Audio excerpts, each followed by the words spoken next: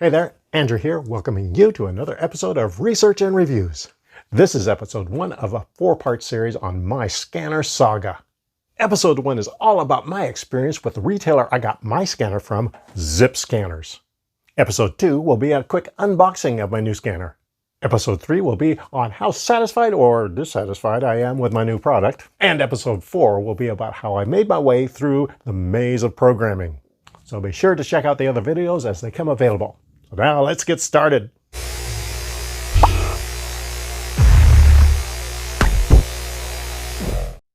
So check it out. There are a lot of places both locally and online that you can buy a scanner from, but I chose Zip Scanners, and this is why. Number 1, I've been out of the scanner business for a long time. My very first scanner required crystals. Yeah, that was a long time ago. Then I upgraded to one of those programmable Radio Shack Pro series, you know, the ones with the 16 red lights across the front. But then trunking systems came along and I was out of luck. A few years later, I bought a Radio Shack trunk tracking scanners, but it just didn't do what I needed it to do. And so I eventually just gave up and quit scanning for quite a few years. Fast forward to today, and I started hearing about scanners that could almost program themselves just by entering a zip code. All of a sudden, my interest was piqued again. Sidebar note, zip code scanning is a good starting point, but if you want to fine-tune things and get things into a manageable level, there's some tweaking you're going to have to do, and we'll cover that when we get to the programming video. But going back to my scanner search, I needed information, and so to Google I went. And there I saw a recurring theme. Zip Scanners was everywhere, and that was for good reason. On their website, they feature a wide variety of reviews and how-to videos. They also have experts available by either email or phone to answer your specific questions. After viewing several of their videos, I decided on a specific device.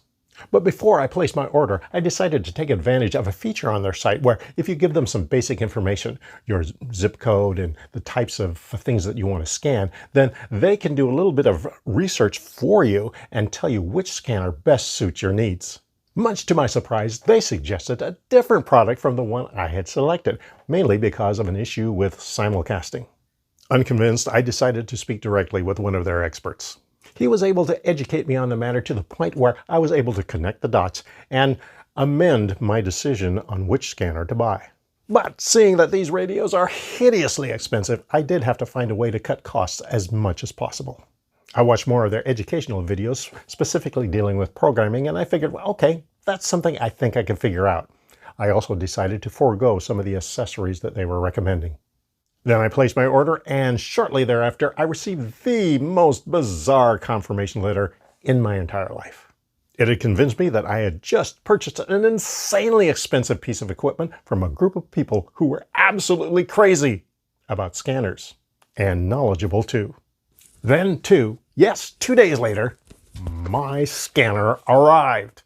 And you know what happened next? Well, if you want to find out, you'll have to watch the next video in this series. See you then.